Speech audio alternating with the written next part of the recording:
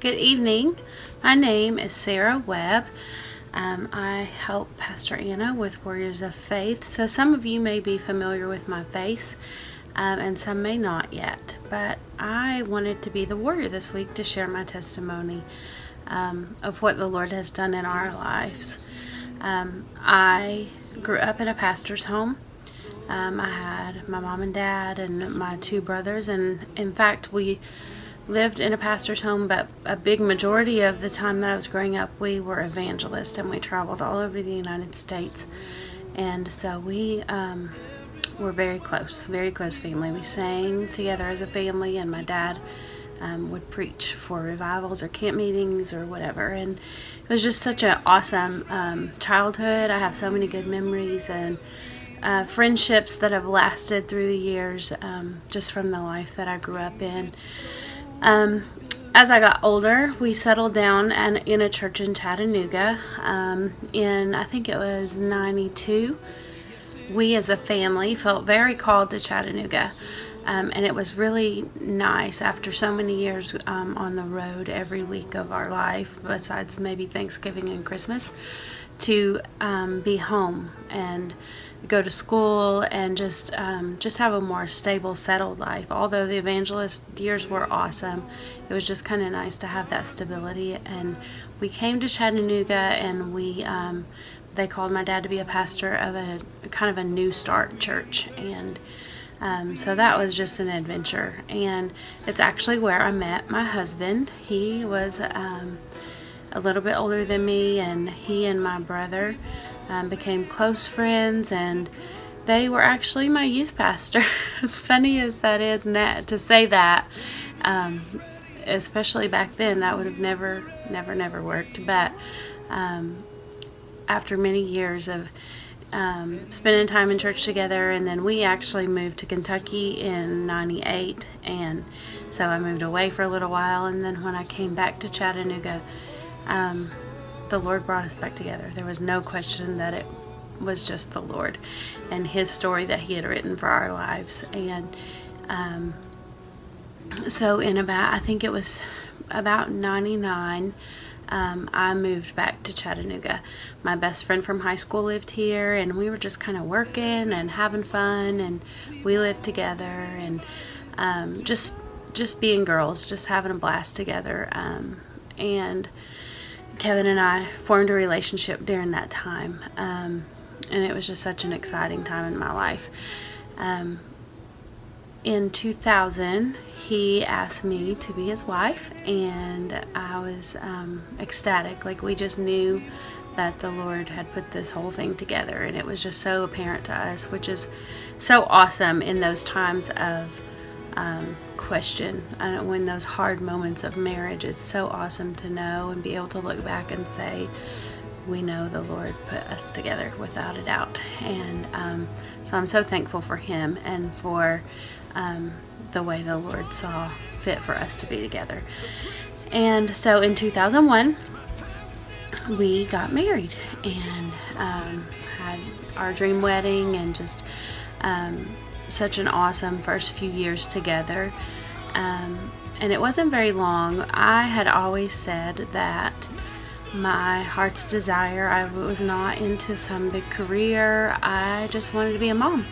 That's all I'd ever wanted to do, was just to be a mom and have a house full of kids. And I just knew that was what the Lord had called me to early in my life. I also pursued a career in hair because the lady that did my hair in Chattanooga had a salon in her home, and her girls could stay at home and she could work, and so that just made sense to me. It was just something I enjoyed, something I was interested in, but more than anything, it was something that would work with my number one goal, which was being a mom.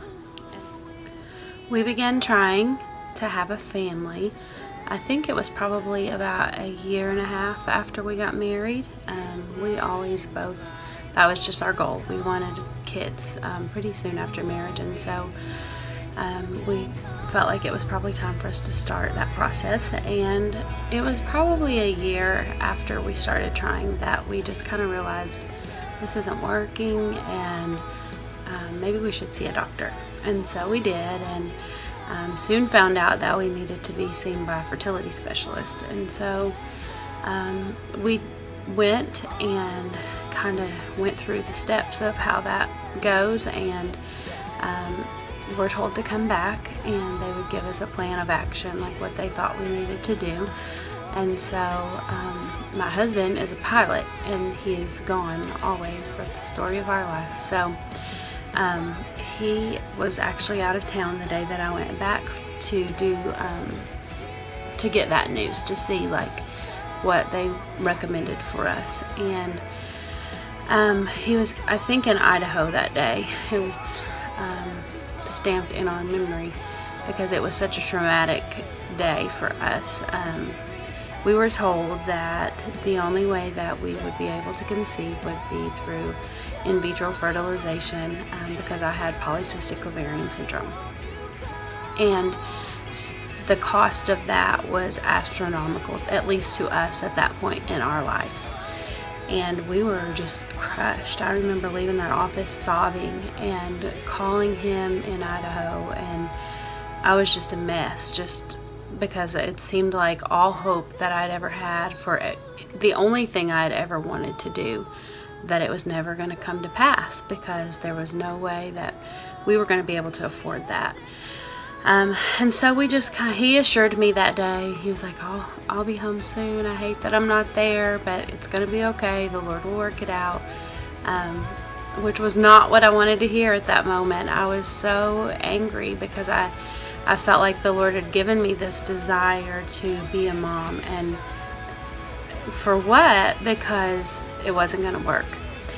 And so I had really just lost hope at that moment. That didn't last very long. That was one of my ugly moments, but it didn't last very long.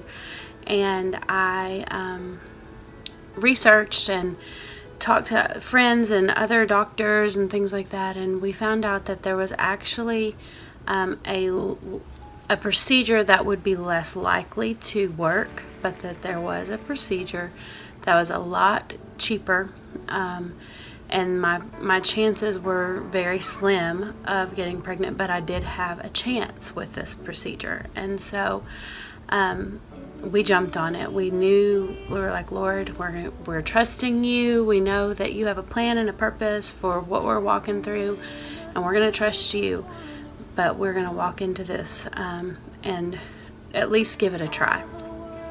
And so that's what we did. And we were ecstatic to find out that it worked on our very first attempt. And I became pregnant with our oldest son, Cademan. He is 12 now. And had a wonderful pregnancy. I was so excited and planned and just dreamed of all of the things that I'd ever wanted. And I had a fear. I had just had this irrational fear always, my entire life. I think I watched too many Lifetime movies probably, but I had always had a fear that my child would be switched at the nursery at the hospital. Crazy, I know. But it was a real fear of mine. And so my husband, one of his main clients that he flew was the high-risk OBGYN group here in Chattanooga. And so he told them how crazy his wife was and what I had been thinking about, and they assured me, we've got the best room at the hospital and the best situation. It's a room where the baby never even has to leave. The baby never even has to go to the nursery. And so I was like, Lord, you're working out everything. You care about all the little stuff. And, and he does.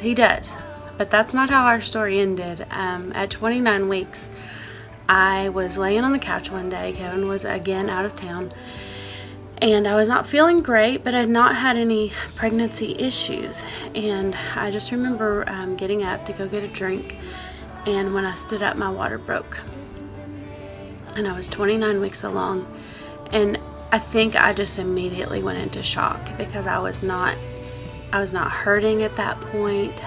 Even though I was contracting, I wasn't hurting. I actually got on the phone, called my doctor, called Kevin, called friends, and I just drove myself to the hospital. and I didn't get to go to the hospital where that room of safety was for me. They sent me to a completely different hospital, and I got there, and then the pain set in, and I found out very soon that I would be rushed into emergency surgery to have a C-section because Cademan was coming breech, and he was already halfway out. And we both almost died in that process. He was feet first, and feet were out through the birth canal and coming out, and so they had to actually pull him back up and out of the birth canal, and his poor little legs, I'll never forget, were bruised just for weeks because the trauma that he had gone through. But because he was coming that way, and the fact that he had his cord wrapped around his neck 3 times, they said I came within minutes of hemorrhaging and both of us dying. I just remember waking up from surgery. I did not get to experience the birth because I was put to sleep because it was such an emergency. Kevin was not allowed in the room. But we had a baby, a very sick baby, and a very sick mama, but we were both here and we were both alive. And I was just so thankful. And I remember them rolling me in through the NICU and seeing my baby through the glass of the incubator, and just being so thankful that he was alive. He had tubes everywhere, on a ventilator and a heart monitor and just anything, feeding tube, anything you can imagine. We went through that, and he was 3 pounds and 10 ounces, which they said was big for that gestation, but he was so tiny, and got down to 3 pounds actually, was the smallest. And they gave us the worst of the worst news, that he would be there for at least the 2.5 to 3 months that he was early, and that I would go home without a baby and just have to make that trip back and forth every day for that amount of time, at least that amount of time. I was very sick.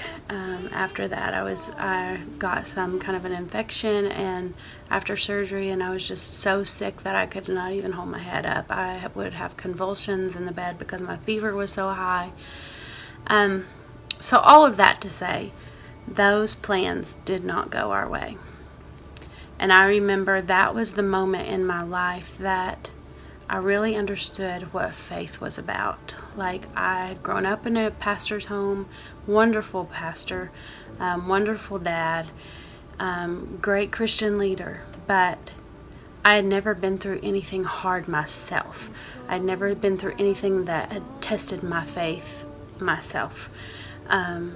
And so here I was, and I could not hold my baby, but God could, and He did, and He took care of him. And my faith grew so much at that point, just watching that and walking through that. I just really learned how to lean on the Lord at that point in my life. And then it was a miracle in itself, but after 3 weeks, not 3 months, not 2.5 months, but 3 weeks, Cademan was able to come home and be with me at home. And he was still very sick. He was still on a heart monitor and a breathing monitor, and we couldn't go anywhere, but he was home and he was with me. And so the Lord was so faithful through all of that, and just grew my faith so much during that time. So we had our baby, and we were just ecstatic. We were parents, and that my dreams had come true.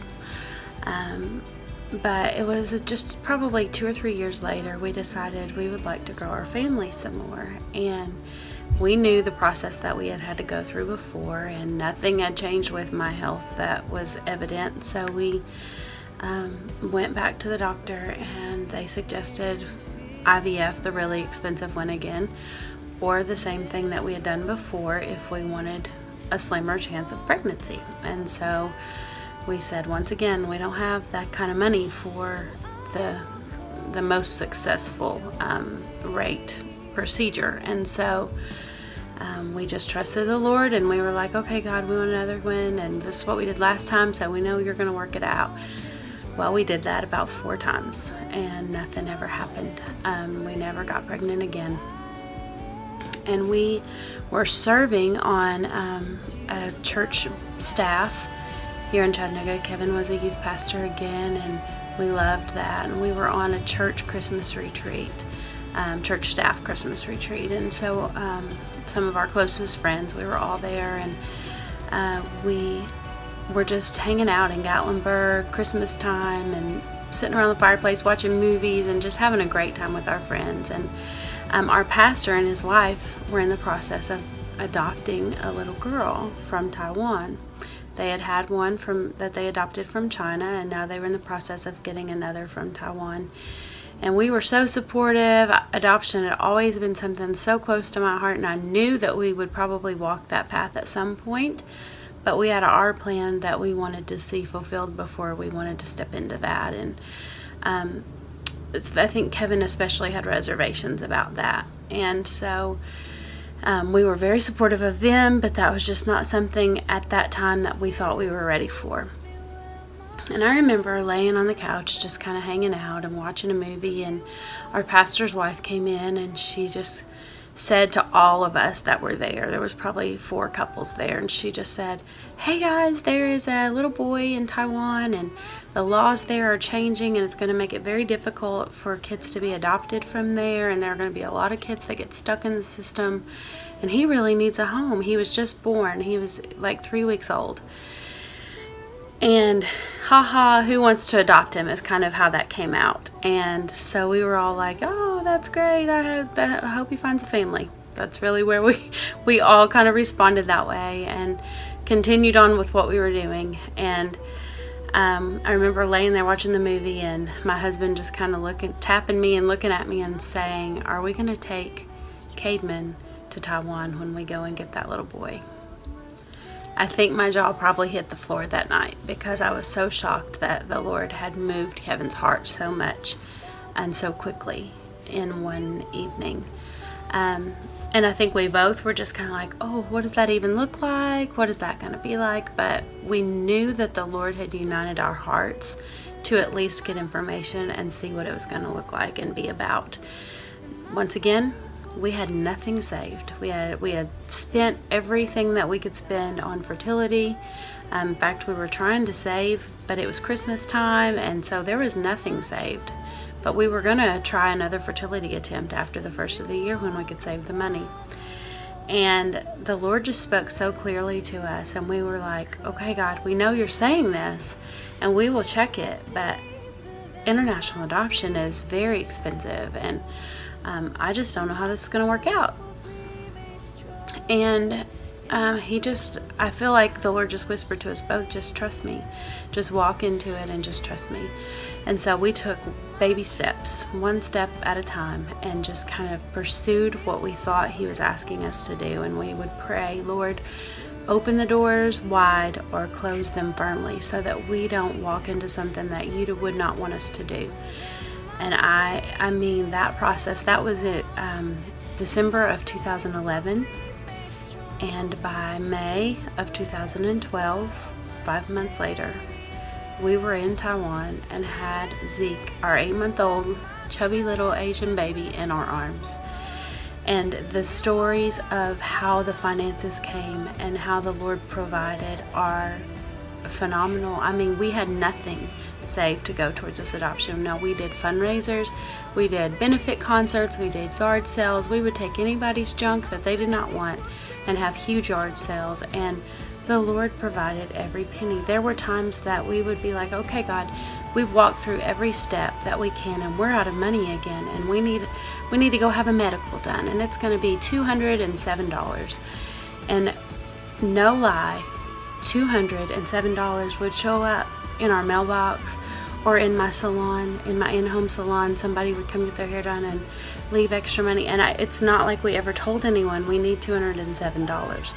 The Lord knew the need and provided every step of the way for what we needed.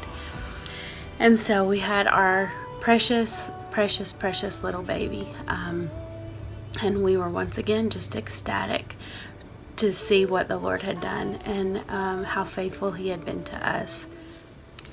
Now, while we were there, actually, our oldest, Cademan, and I went before Kevin came, because Kevin could not take off work as much time as we were going to be there. And so Cademan and I went, and we worked in the orphanage where Zeke had been. And it was actually like a home for women and battered women and sick people, and a lot of kids they were orphans, or their parents were in jail, or it was just a really, really sad place to be. But we went, and we had the opportunity to work and love on those children, and the Lord did something inside of me that I've never been the same. Orphan care is my heart, and if I had the money and a house big enough, I would take them all. I just absolutely it is just amazing to see how a child's life can be so traumatized and so wounded, and the redemption story that happens when they are placed into a loving family. And so that is just absolutely my heart. I actually run an adoption ministry out of our church here in Chattanooga now, and just started that just recently, and the Lord's just moving mightily. We have several families in our church adopting, and it's such an awesome thing to be a part of. So we'll fast forward. We were in 2014. We have always stayed in contact with our birth mother, which is very unusual for international adoption, but it's just an awesome situation that we can communicate a little bit. And in 2014, we found out she was expecting again. And so we just prayed and said, God, whatever your will is for that child's life, help us to be open if it's us, and help us to understand if it's not. And so we received the phone call that she had in fact placed him for adoption, and he actually immediately went from the hospital into an orphanage in Taiwan. And the process after Zeke's adoption, it was so fast and so easy in comparison to the second one. And we knew about Nathan before he was ever born, and he was almost 2 when we got him, so it was a much longer, much more grueling process. But we once again put ourselves out there and said, Lord, here we are again. Nothing saved, nothing at all saved for this adoption, but if this is your will, you have been faithful. We know you can walk us through it. We know you have the answer, and we say yes. And just told the agency that we were working with that we would be fundraising, that this was not anything we were expecting, and it was actually probably triple the cost of Zeke's adoption. And so stress levels were high, but we knew if this was the Lord's plan, He would work it out. And so I remember there was a deadline that we needed, like $4,000, I think it was. And if we paid the $4,000, it committed us to the whole process, which we still did not have the money for the whole process. But if you paid the $4,000, you lost everything if you could not come up with the rest. And so we were just praying and pleading with the Lord, God, like, we don't know what you're asking here. What can we do? What would you have us to do here? And I remember I think it was a Wednesday night, I met Kevin in the bedroom before we were getting ready for church, and he just said, I need to talk to you. And he pulled out a big wad of cash out of his pocket, and I said, what is that? And he said, well, I had a meeting with the Lord, and I felt like He was asking me to make some sacrifices like Abraham did. And so I went and sold some things that I had, and here's the $4,000. He said, I don't want to open doors that He's trying to shut, but I also don't want to walk away from this if He's not ready for us to walk away. He said, you make the call. And I was like, no, I don't want to that is not what I want to do on my own. And so he said, I want you to go and pray, but we have the $4,000 if you want to move forward. And so for the next couple of days, we were just pleading with the Lord to show us a sign that this is for sure what He wanted us to do and not something that we were just trying to make happen. And so it was the day before we were to pay the $4,000. I got a call. I was working at a church daycare at the time. I was the director of this church daycare on staff at that church, and the secretary from the church called and she said, "I need you to come to the office and get your mail." And so I said, "Okay, well, I'll be over in a little bit." And when I went, she handed me an envelope, and it had $10,000 worth of money orders in this envelope. And she said, "This was anonymously donated today to you guys for this adoption." And so to say that my mind was blown is nothing. I mean, I didn't even know how to respond. I was speechless. Once again, the Lord was being faithful. He was showing us, because we were seeking Him. We were seeking more than anything to follow His will for our lives and to not bring anything into our lives that was not meant to be here. And we just pleaded with Him, and He heard our cry, and He was more than faithful.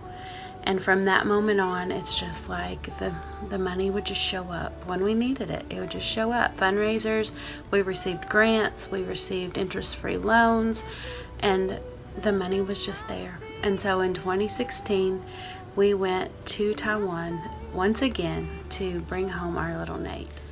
So I guess this is just kind of our faith stories, just kind of how the Lord has grown our faith through the years. And this is just with our children. This is not even talking about any other part of our life. I could talk for hours about how good God is and all of the ways that He has blessed us. But this is the story that God laid on my heart that I felt like I should share tonight. He is just so good. And no matter what your need is, whether that's financial or physical or spiritual or emotional, whatever the need is, He cares. Our hope in sharing our story is that others might see God's faithfulness through the details of our story.